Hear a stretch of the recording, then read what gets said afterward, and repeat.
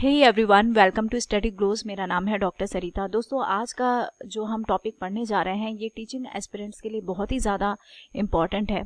Actual में हम पढ़ेंगे लेसन प्लान के बारे में। तो वो सारे लोग जो टीचर बन चुके हैं या फिर आप अपकमिंग टीचर हैं या फिर आप बीएड के स्टूडेंट हैं या कोई ना कोई ऐसी पढ़ाई कर रहे हैं जिसमें आपको शिक्षा देना है या शिक्षा लेना है। देखिए, शिक्षा लेने के लिए भी हमें टीचिंग प्लान जो है या लेसन प्लान जो है बहुत ही ज़्यादा इम्पॉर्टेंट है।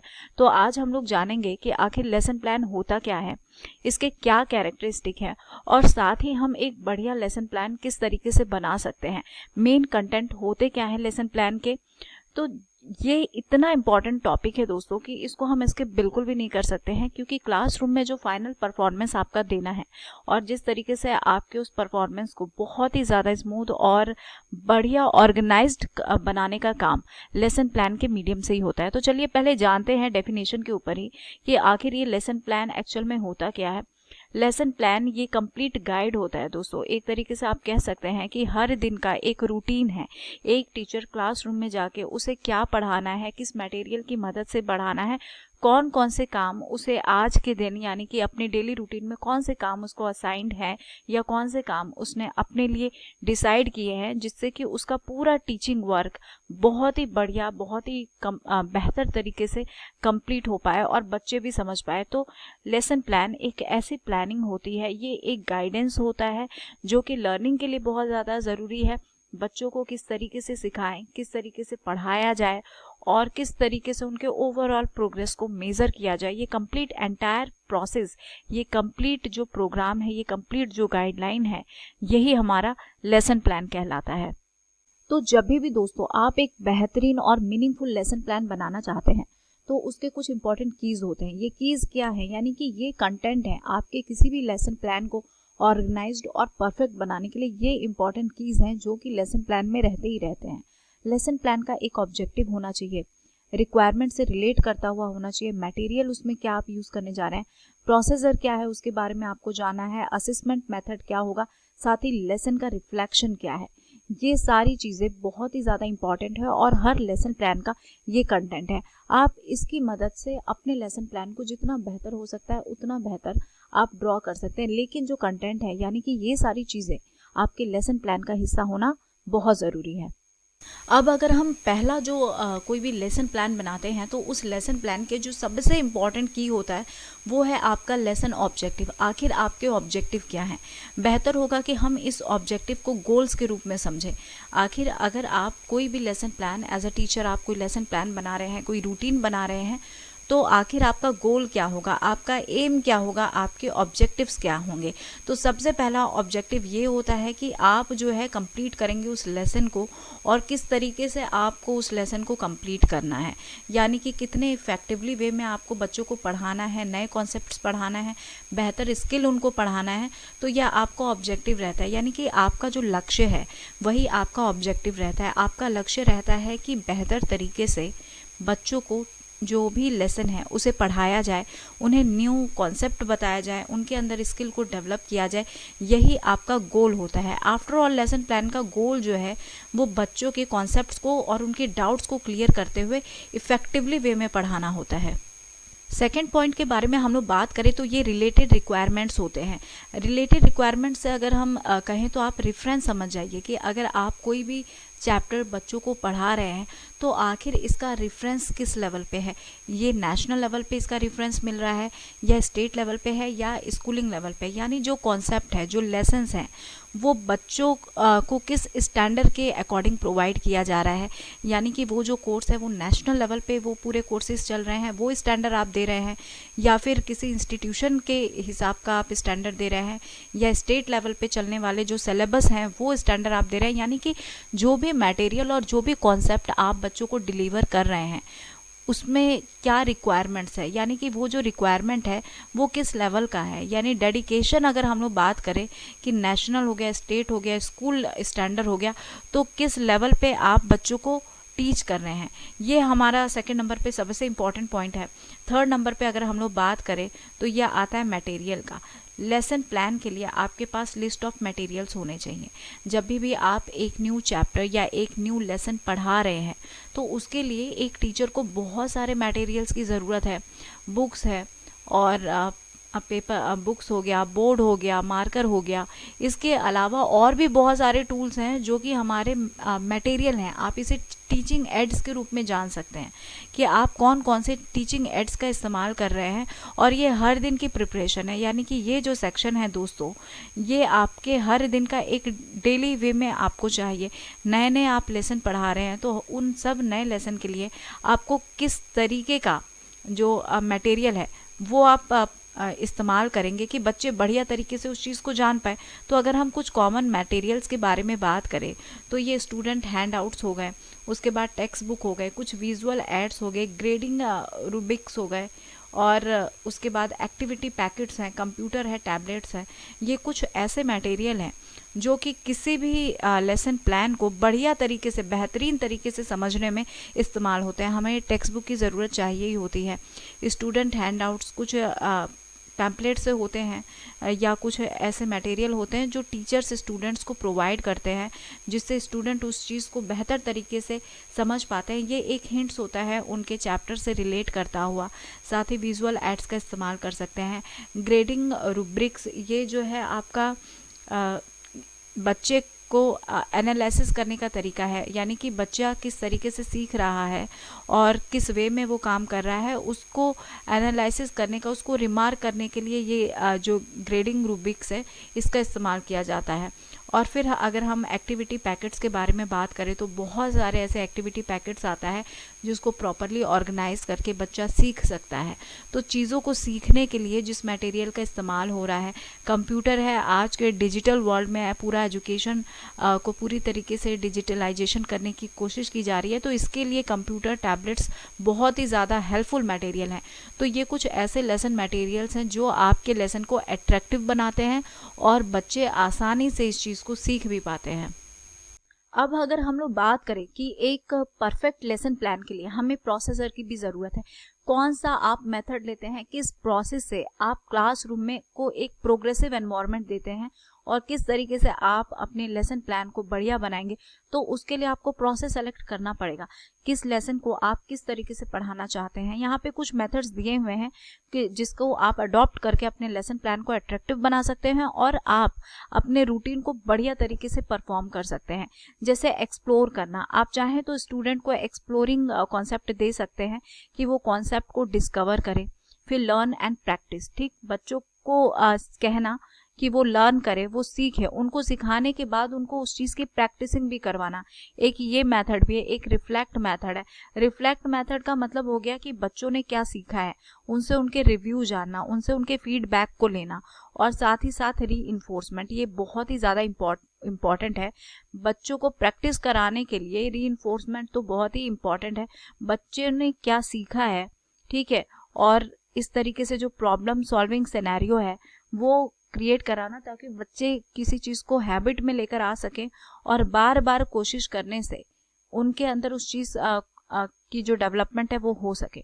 तो ये कुछ ऐसे इम्पॉर्टेंट प्रोसीजर हैं जिनका इस्तेमाल किया जा सकता है और इसकी मदद से आप किसी भी कंटेंट की या जो लेसन है उसकी एक डीप नॉलेज दे सकते हैं। एक्सप्लोरिंग मेथड हो गया, लर्न एंड प्रैक्टिस हो गया, रिफ्लेक्ट हो गया और रीइंफोर्समेंट। इन चारों मेथड में आप देख रहे होंगे कि जो भी एक्टिविटी करना है वो सब कुछ स्टूडेंट कर रहा है, तो आप करके बेहतर सीख पाते हैं। एक्सप्लोर कौन कर रहा है, स्टूडेंट डिस्कवर कर रहा है। लर्निंग और प्रैक्टिस का काम कौन कर रहा है, स्टूडेंट कर रहा है।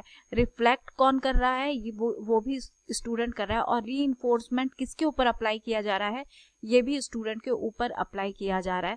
तो इस तरीके से ये जो प्रोसेस है कंप्लीटली स्टूडेंट सेंट्रिक है और इसको गाइड कौन कर रहा है, इसको टीचर गाइड कर रहा है। तो आप एक टीचर के तौर पे किस प्रोसेस को लेते हैं, किस तरीके के स्टूडेंट के लिए, और किस तरीके से आप अपने लेसन प्लान को बढ़िया और स्ट्रॉन्ग बनाते हैं, इसके लिए ये प्रोसेस तो अडॉप्ट करना बहुत ज़रूरी है। अगर हम फिफ्थ इम्पॉर्टेंट की के बारे में बात करें तो ये असेसमेंट मेथड है, यानी कि आपने ओवरऑल किस तरीके से अपना लेसन ऑब्जेक्टिव अचीव किया है, ये आप कैसे एनालिसिस करेंगे। तो कुछ ऐसे कॉमन मेथड्स हैं जिसकी मदद से आप ये रिमार्क कर सकते हैं, या जो कॉमन असेसमेंट ऑप्शन है उसमें कुछ चीज़ें यहाँ पे इंक्लूड है। जैसे कि यहाँ आप देख सकते हैं कि जो क्विज है, ये देखिए क्विज का भी एक मेथड है। यहाँ देखिए क्विज हो गया, उसके बाद से हैंड्स ऑन एक्टिविटीज हो गई, राइटिंग असेसमेंट हो गया, ग्रुप प्रेजेंटेशन हो गया, एग्जिट स्लिप्स हो गया, क्लास जनरल एंट्रीज हो गया। देखिए ये है क्या, अगर आपने कोई भी लेसन प्लान बनाया है, उस लेसन प्लान में बच्चों ने कितना सीखा है, क्योंकि हमारा टारगेट क्या है, बच्चों के कॉन्सेप्ट को क्लियर करना, उनको सिखाना बेहतर तरीके से, और साथ ही अपने ऑब्जेक्टिव्स को पूरा करना। तो आपका ऑब्जेक्टिव्स यानी कि बच्चों ने कितना सीखा है, कितना जाना है, उस लेसन के बारे में उनको कितनी इन्फॉर्मेशन आई है, ये सारी चीज़ें आपको कैसे मालूम चलेगी। ये कुछ कॉमन मेथड्स हैं असेसमेंट के जिससे आपको मालूम चलेगा। जैसे आप क्विज करा सकते हैं और क्विज करा के जान सकते हैं कि किस बच्चे ने उस टॉपिक के बारे में कितना कुछ सीखा है। हैंड्स ऑन एक्टिविटीज़, कुछ एक्टिविटीज़ करा सकते हैं, कुछ राइटिंग असाइनमेंट्स आप दे सकते हैं, साथ ही ग्रुप प्रेजेंटेशन जो है या प्रोजेक्ट वर्क जो है ये सब आप रिलेट करता हुआ दे सकते हैं।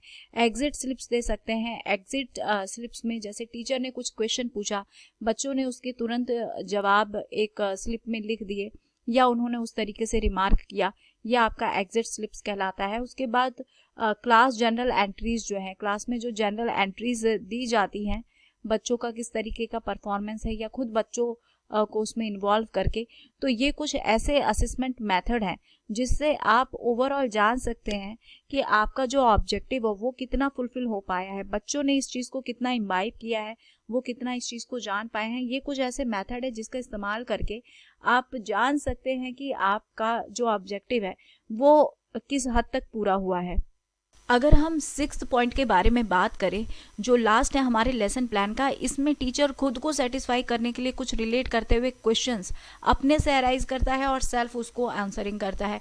ये रिफ्लेक्शन पोर्शन है, यानी जो भी आपने दिया, जो भी आपने लेसन प्लान प्रिपेयर किया था, वो लेसन प्लान को आपने किस हद तक अचीव किया वो मालूम चल पाता है रिफ्लेक्शन पोर्शन में। तो यहाँ पे आप देख सकते हैं कि जो reflection portion of a lesson plan encourages teachers to take note on how to improve a lesson after it has been completed.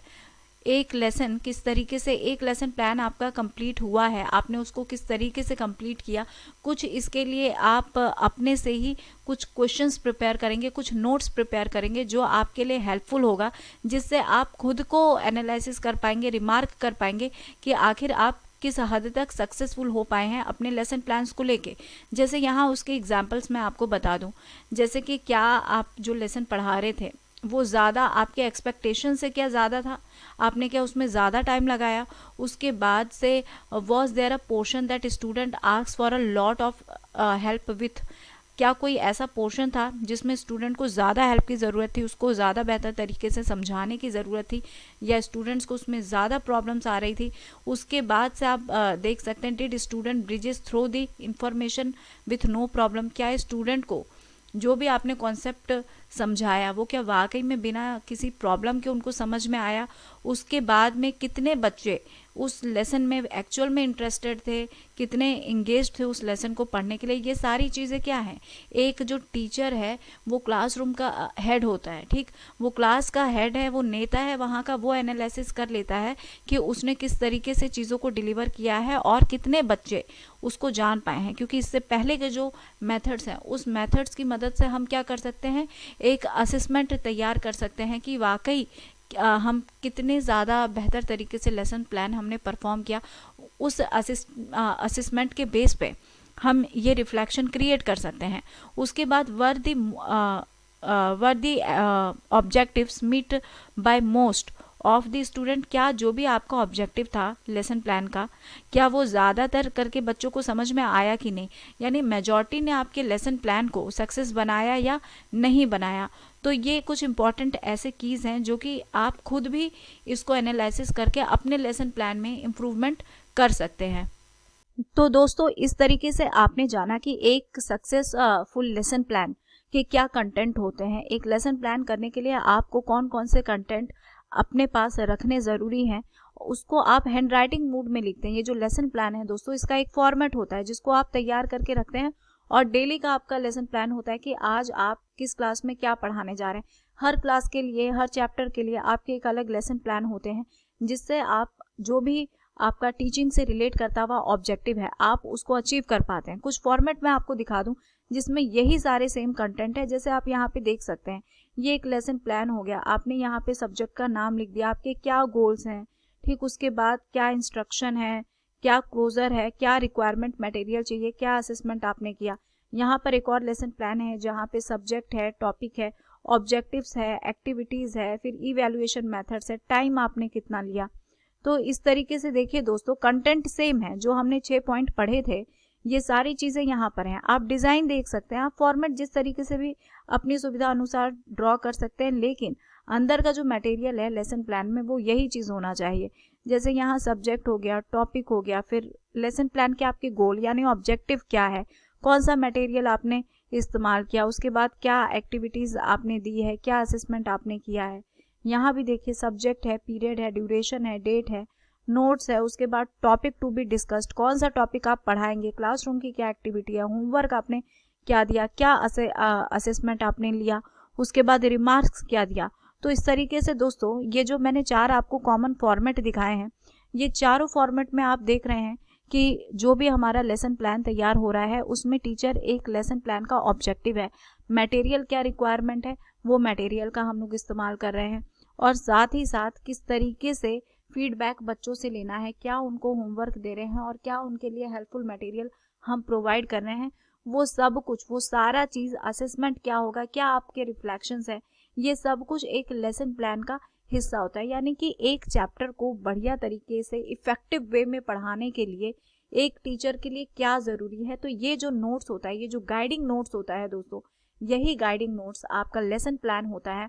और इनमें ये जो 6 चीज़ें हम लोगों ने प्रीवियसली डिस्कस करी थी, इन 6 चीज़ों का रोल बहुत ही ज़्यादा इंपॉर्टेंट है, क्योंकि हर लेसन प्लान में आपको इन चीज़ों को ध्यान में रखना ही होगा। ऑब्जेक्टिव क्या है, रिक्वायरमेंट्स क्या है, मटेरियल क्या है, कौन सा प्रोसेस आप इस्तेमाल कर रहे हैं, असेसमेंट क्या है, और लेसन का ओवरऑल रिफ्लेक्शन आपने क्या दिया है। तो आई होप दोस्तों कि लेसन प्लान क्या है और क्या कैरेक्टरिस्टिक है और किस तरीके से एक बढ़िया बेहतरीन लेसन प्लान का फॉर्मेट आप तैयार कर सकते हो। कुछ फॉर्मेट्स भी मैंने आपको दिखा दिया है, आप उससे भी आइडिया ले सकते हो। कंटेंट सेम होंगे, आप डिज़ाइन चेंज कर सकते हो, या एज पर रिक्वायरमेंट आप कुछ और बातों को ऐड करना चाहते हो तो आप ऐड करके अपने लेसन प्लान को बहुत ही ज़्यादा हेल्पफुल और अट्रैक्टिव बना सकते हैं। तो आई होप दोस्तों कि लेसन प्लान का ये सारा टॉपिक आपको बहुत ही बढ़िया तरीके से मतलब समझ में आ गया होगा, बहुत बेनिफिशियल रहा होगा ये लेक्चर आप लोगों के लिए। So here is the end of this lecture. Thank you so much for your attention. और दोस्तों मेरे लेक्चर की PDF आपको स्टडी ग्लोस के टेलीग्राम चैनल पर मिल जाएगी, तो वहाँ पर जाके हमारे चैनल को ज़रूर ज्वाइन करें।